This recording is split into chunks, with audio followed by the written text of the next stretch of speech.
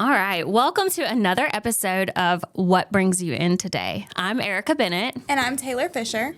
And today we are here with SGMC Health President and CEO, Mr. Ronnie Dean. And Mr. Dean, what brings you in today? I'm here to talk about the great people of SGMC Health today. That's right. We've got a great organization, and I appreciate the opportunity to share with everyone about the great things that are going on. When you've been here for 4 years now, but for those that don't know you, give us a little bit of your background and kind of what landed you here in our organization. I was invited to come, and it's really an honor for me to be invited not only into this organization, but to this great community and to be a part of South Georgia now, having lived my life prior to that in Alabama. Spent a very long time at a regional referral center, 32 consecutive years. Spent a short period of time at a smaller rural hospital in Alabama. And then I was invited to join this team, and that's what brought me and my wife here. 4 years ago, it doesn't seem like 4 years, Erica. It really seems like it's went by a lot faster than that, but so much has transpired since I've been here. When I think back of where we were and where we are as a team and as an organization, a system of healthcare, we've gotten a lot done. And it's what the people of South Georgia have asked us to do, and I just really feel honored, and it's a pleasure to be a part of it. Perfect. So just so people can get a little bit of understanding of your background, because most people are like, well, how do you become a health system CEO or president or leader? You don't just wake up one day and be like, I'm going to be the hospital CEO. What led you to healthcare and then where you are today? Well, healthcare was sort of walked into it out of high school, went to a community college. Just like Wiregrass Technical College is. I went to a community college, Wallace Community College in Dothan, Alabama, aspiring to be a respiratory therapist, not really understanding what that meant at the time. It just was an option that I chose coming out of high school. Had the opportunity to go to a 4-year university, but decided to stay close to home, recognizing that, hey, there's something that might be here for me, which led to a great job with a great organization. And from there, I think what really happened is probably others thought more of me and my ability than I did, because it really never was a plan to be, a CEO. It just wasn't on my mind, and it really wasn't until I left and became a CEO at another organization in Alabama. What was interesting to me and of interest to me is that I had an opportunity to make a lasting impact in the lives of others, whether it was my patients that I was treating, or whether it was the physicians I was working for and working with, or whether it was the nurses I was working alongside. That led to someone identifying that, hey, he has abilities to do things beyond caring for patients, so leadership roles appeared. And imagine over a 32-year career in that one organization, what all transpired. Again, I feel fortunate that others thought that much of me, because it did lead me to South Georgia and SGMC Health. So my track, track to CEO is different than others, but I think what maybe is common is when you're in a leadership position, you got to, number one, be trusted. Number two, people choose the leader they follow, and being worthy. It has to be about certain values. And then I think you've got to love people, all people, because we're all built differently, we look differently, we speak differently. And my job really is to never let my team down. I want to be what everybody wants me to be, recognizing I'll miss sometimes because there's no way to meet certain expectations. And that includes the community we serve. We've got a great community of South Georgians and people that come from Florida for these services, and it's what drives me. So my way of becoming was that, but the reason I exist is about others. Yeah, and it's interesting for those that don't have an inside look at healthcare, and I think that's part of the purpose of this podcast is to help people understand, what a health system is, what all it delivers. But you really have your internal audience. So you have all your employees, your 3,000 that make up your workforce. Then you have nearly another 1,000 that are providers, physicians. And then you have your patients. And then you have their family members and community. So certainly a multifaceted, large organization that requires very dynamic leadership and strategic thinking. What would you say were the biggest opportunities or challenges that you saw when you came here, and kind of how you've approached those? Well, we need to be honest, and it's another trait I think one should embody if you're going to lead. Let's be real and be honest about the situation. And the situation wasn't that good.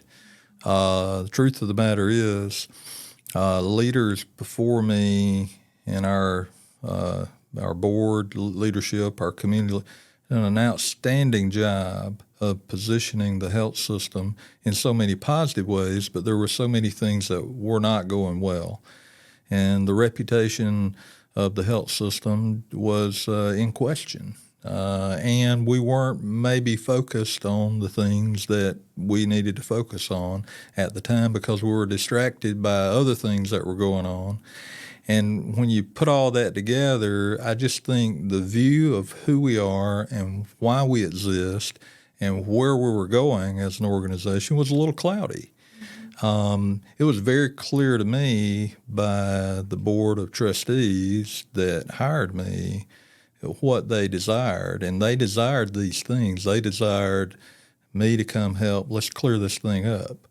Let's get back to what we were. Let's be who we are for the people we exist for, and get past some of these things that held us back. So I think the greatest challenge is rebuilding trust.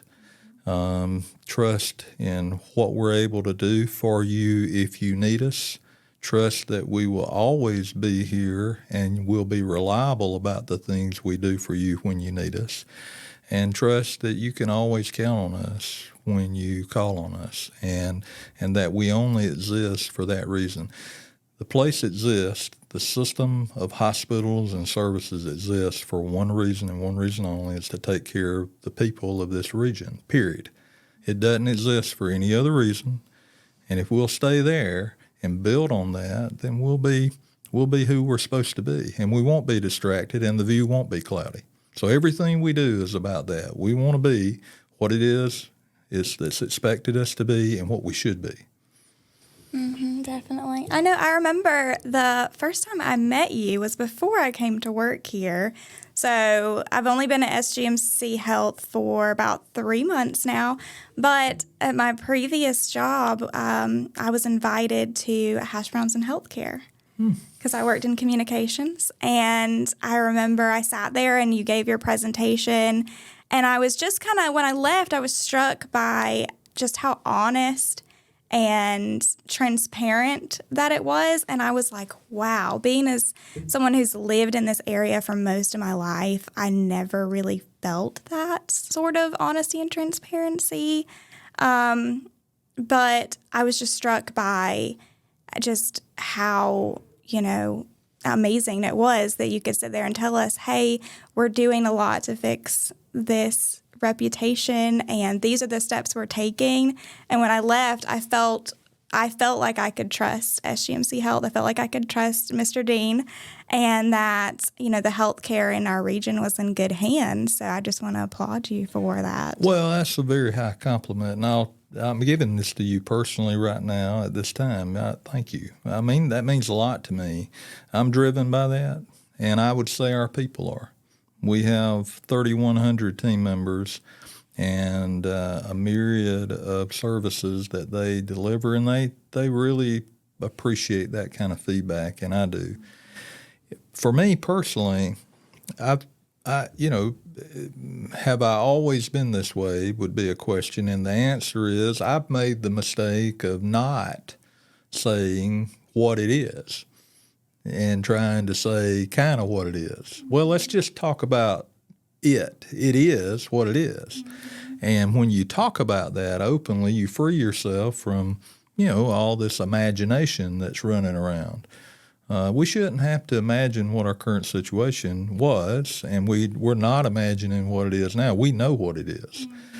We are a regional healthcare delivery system of 4 hospitals and many, many other services, and we exist for these reasons, and we're going to be great at it. And we know we've got a long way to go. We've done a lot of great things. We've helped get past a lot of the distractions, as we'll call it. We have built a lot of trust, but let's say we still need to do more. People evaluate us every day, not on what we say, but what we do. And how we make them feel. That is something that I've learned over the years, and I just believe in it wholly, and I want our people to live that. I want them to feel great about what we're doing great, but let's be serious about what we're not doing great. We got to get better.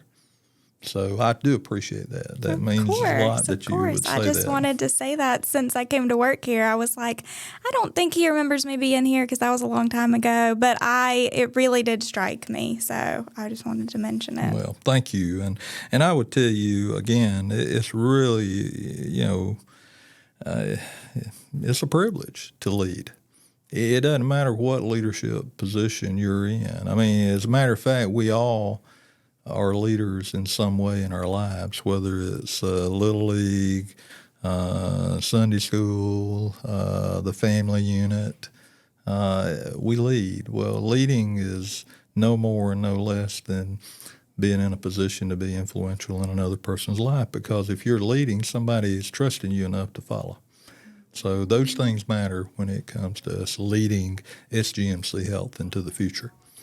Yeah, and so thinking about, you talked about not imagining what we're not, but now we're in this position to imagine what we're going to be for the future. And I think that's one of the most notable changes I think you've brought to our team is being real strategic, forward thinking, envisioning what this community needs, what they want, and then how we can best set ourselves up to execute those things, which is really inspiring to me, because I know I have something get to be part of something big for our community, and so do all of our employees. And I think that they get really excited seeing all the things we've accomplished in just 4 short years, but knowing that we've got huge things on the horizon.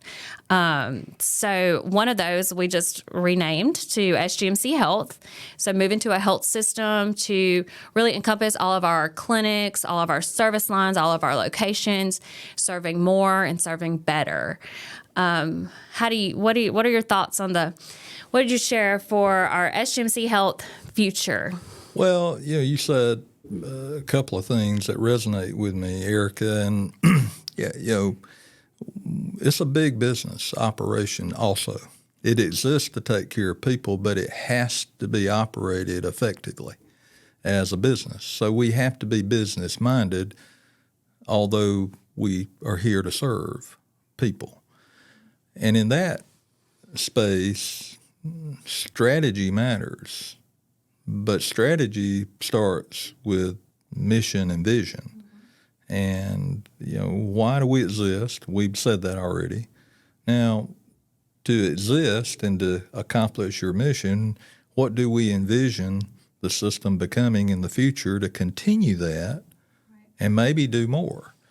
So having a strategic mindset is about planning stepwise how to put in motion our people, our programs, our services, deploy capital, and then secure relationships that are about these things we want to do and need to do and are expected to do for the people we serve. So the strategic mindset step starts with let's evaluate where we are in this space. It is a very interesting industry. The way we exist and all the parties that we relate to deliver health care requires a lot of planning. So imagining what it is where we are in that cog of, this machine industry is step one. And then, what does the market, do the communities desire out of us? Well, when you start just going there, then you can back into, okay, well, maybe then we need to become this. It sets forth a cascade of questions and then answers and then critical decisions that our board of directors have made that says we are a destination for certain services that can't be provided elsewhere, and we should be excellent at them. And excellence is not happenstance, it's intentional. So being intentional about what's required to deliver on this destination service, whatever it is part of the strategy. We simply need to be who we're supposed to be. We don't want to be who we're not supposed to be. But it all needs to connect to an intent to be somewhere we're not, somewhere in the future. Whether it is a new physician coming with a new specialty, a new program, new services, it all connects together for the benefit of the whole. I think that's what strategy is about, but never leaving the mission. Right, because it does all. So our new mission is to improve the lives of all we serve. So very overarching. When we think about increasing access to care, you think about bringing in specialists. I'm thinking Dr. David Hardy, vascular surgeon, Dr. Kimberly Mackey, neurosurgeon. And it's not just to bring them here to say we have them here, but it really is about that patient experience, for people not to have to leave our area for specialized services that we can perform, and the added security of family not having to travel elsewhere, the financial burden that causes when you have to leave the area, but making sure we have the right physicians, very high skilled experts here in the fields, and then putting them together to really create these service lines that are really just taken off. If you think heart and vascular that we have, and trauma, and the service line aspect, we've seen a lot of growth over the past couple of years. Well, again, all of that is intentional. And that's why I use the word intentional. Excellence is intentional. It's not happenstance. So if we're going to be about heart and vascular, let's be intentional about it, and let's be excellent. Well, to do that, you have to do a lot of things. First of all, you've got to have an excellent medical staff around heart and vascular, which was here prior to me arriving, and we've assembled more. We have some of the finest, most qualified, best trained physicians. They were here before I got here, and we've added more to it, and we're adding more around this idea. We're going to be intentionally excellent at heart and vascular surgery, and there are things we're going to do like cardiothoracic surgery, like electrophysiology, cardiology, like valve replacement, transaortic valve, all those things that others may not be doing now or may not be able to do. And why would someone travel if we're excellent at it here? And that's the strategy. We really are a lot of things to a lot of people because people have different needs from us. But it's deciding what we should be exceptionally good at and focusing on it. You mentioned trauma. What is trauma? Well, many people want to think about trauma as an automobile accident on I-75. And it's a very traumatic event, and people die, and they're hurt severely. And then others might want to think about hunting accidents or gun shot wounds or something. That's traumatic. Okay, that's trauma. But trauma is also, someone working and falling off a 40-foot ladder. That's pretty traumatic. Well, being organized around trauma, we've always been organized around trauma, but becoming a level 3 designated trauma center in the state of Georgia's trauma system was about not just taking care of trauma, but being highly organized around trauma. It's a standard that we want to meet. And so with that, that's an example of being intentional about being excellent at trauma. It's not something we had to do. It's something we choose to do because when you have a traumatic event, wherever you are, you want to know that we're the very best. And right now I can tell you, we're as good of a level 3 as anyone else, and maybe even operating at a higher level because of the clinical leadership and the people we've assembled and what they've accomplished in this program. That's the strategy.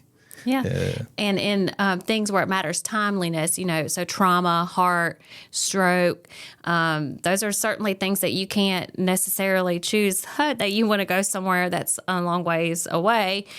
So it's important that we have that here and we're really good at it. But let's go to women's services, just having a child. We talk about, those things that bring you into the health system when you're feeling bad, but we have this other beautiful event where we're bringing life into this world. It's not easy. The delivering mom, it's a very difficult, it can be a very... I think people take for granted births. So everyone just expects everything to go absolutely smooth. And the reality is that there is a lot of opportunity if you don't have the right kind of professionals in line, the right positions, physicians together to make it happen. So that is important to think about the quality of care you have. It's just another angle or view on the healthcare delivery system. Women in our region want to, first of all, they identify with a physician or a provider that's going to help them through the birthing experience. And when the time comes and they need one of our facilities, well, it needs to be appropriately equipped, and then there needs to be an organized approach for it to be a safe delivery. And then should the child need a little extra care or the mom need a little extra care, that's the other elements that are often hidden from the birthing experience. And then you go further, the experience itself is beyond just coming and having the child. It's about how you feel during, or how we make you feel, because it's a very precious time in the life of a family. And we all desire it to be memorable in a positive way. So being intentional in that space is about the new women's tower. We will build a very well-equipped, modern tower that will not only add to that experience, but enable us to do even more for mother and baby. Neonatal intensive care unit services already exist. We're a level 2B. Becoming more is probably in our future, but having the facility space and having it equipped for us to do that so as mama and baby doesn't have to travel to another location for that higher level of care is about being more for the delivering moms and their families. Yes. As a woman who hasn't had children yet, but me and my husband are talking about it, I'm really excited about this new tower and new addition to our services and what all that's going to bring. It's exciting to us because I've heard women in our community ask for more, better, and different. We have great physicians in our community, great providers that deliver great obstetrics and gynecological care. And I couldn't be more proud of them. And we'll be adding more as time goes on, and we'll be adding specialty care to support them in their care of the mothers. Pediatrics, we have great pediatric care here. The pediatricians in town and those that come to our hospital are excellent. But having facilities that enable them, the physicians and the team, to do even more, be even better, whether it's more timely, more effective, or more capable, is what this tower is all about. Yes, it's a big, new, modern building, and it's expensive. And why are you doing that? Well, that's the answer. It's important. Women desire it, they deserve it, and we're able to do it. So why not be intentional about being remarkable in that space? Speaking of facilities, so the new women's tower, which will also lend us a new emergency department. So just can you give us a little update on what the new campus design planning kind of looks like, when we can expect to start seeing some movement on that for anyone that's local and coming around to our area? What are we going to see? Yeah, thanks for asking me to speak about it. So this strategic planning that has been ongoing since I arrived, and the board asked us to undertake it. We have undertaken it. The board has made some very bold decisions about where we want to be. And to be there, we have to replace, replenish, or add facilities to accommodate these programs we're talking about. Well, women's and infants is an emphasis. We've talked about heart and vascular. You mentioned Dr. Mackey, neurosciences, trauma. There's oncology, cancer, and now there's women's and infants. So what the new tower will provide is it's a multi-story structure that will face Woodrow Wilson. It'll not only be a new tower for women's and infant services, but on the first floor, the majority of the first floor will be a new emergency and trauma center that will double the size of our current emergency room. Our emergency room is way too small, and those that come here know that because sometimes we're bottlenecked and we cannot throughput our patients efficiently enough. And the reason being is it's too small and it's not organized around the volume of patients that we're seeing. It's great that people want to come here. It's not great when we let them down, when we can't get to them quick enough and we can't be efficient enough. The team works tirelessly on this space. They're very interested in never letting someone down because it is an emergent or an urgent situation in their mind. The trauma emergency room part of this building enables us to reorganize how we deliver that care. It's very exciting, and it enables us to serve more as the community grows, and we're a fast-growing region of South Georgia. We need to be able to accommodate more. So we're looking forward in how Lowndes County and the surrounding counties are growing. So the upper floors will be women's and infants. Part of the first floor will be a dedicated entrance for women and women's services, which will include the birthing experience. And then on the other side will be the dedicated trauma or emergency center, and it'll have its own entrance. It will have built into it specialty care spaces for those unique patients that need a unique setting outside of the other emergency patients. So it's a very large undertaking. So in this construction, we get the new tower with those services, but we also get a new front entrance to SGMC Health Main. Right now, our entrance faces Pendleton, but when complete, the entrance to the health system, inpatient, outpatient services, and virtually every service will all be facing Woodrow Wilson. To do that, the library building that we own and have owned and used for some services or storage will be taken down. And then, as we expand the footprint of this tower, the Mathis Auditorium will also come down. So all of that space will turn into surface parking, the new tower, and then we'll have an easy access point through some real beautiful green space into the new entrance to all of these services. It will transform the look of our campus, but again, get back to why. We have 4 priorities. We want to be unimpeachable in our credentials, meaning one of our credentials is being safe. We want to be the safest. We want to be unsurpassed in the experience we create for the people who come here.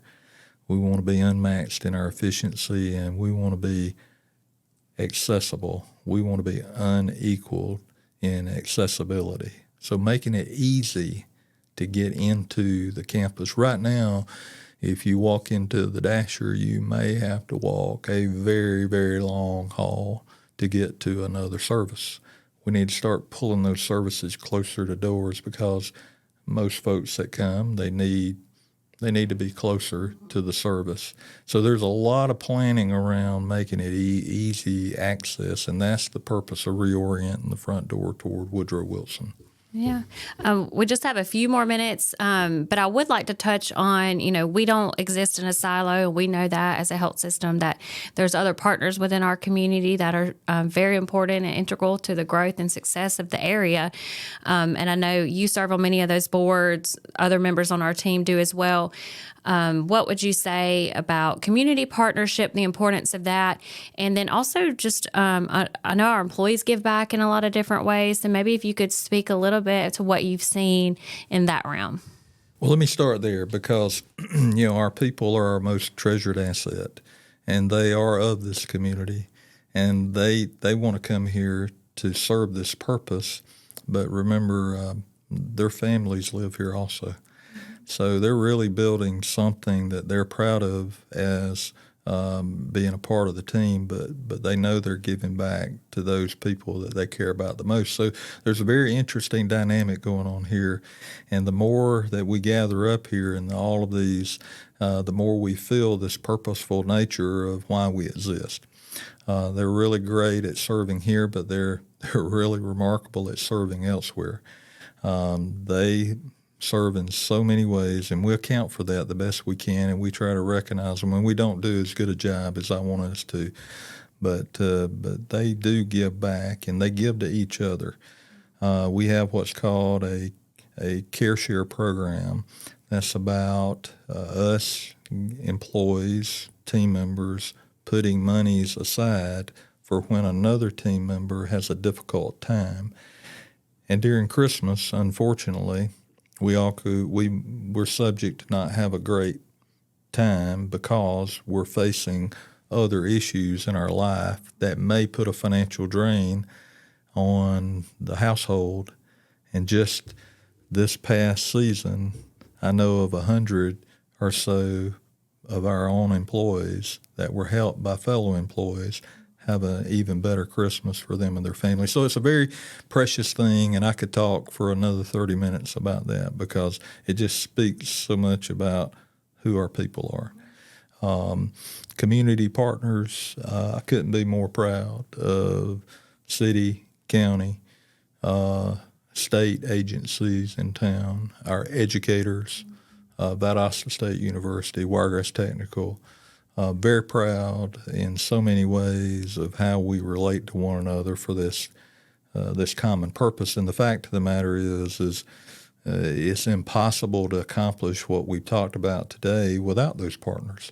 And there are so many others beyond that. Moody Air Force Base. If I start, I know we could go on all day. So we're extremely proud of Moody Air Force Base, and we work together to make sure that we have a safe community and we take care of each other.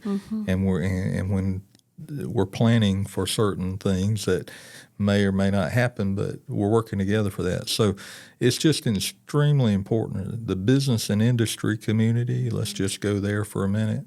Small, medium, large businesses. I've interacted with a number of folks, and they're cheering us on. Why?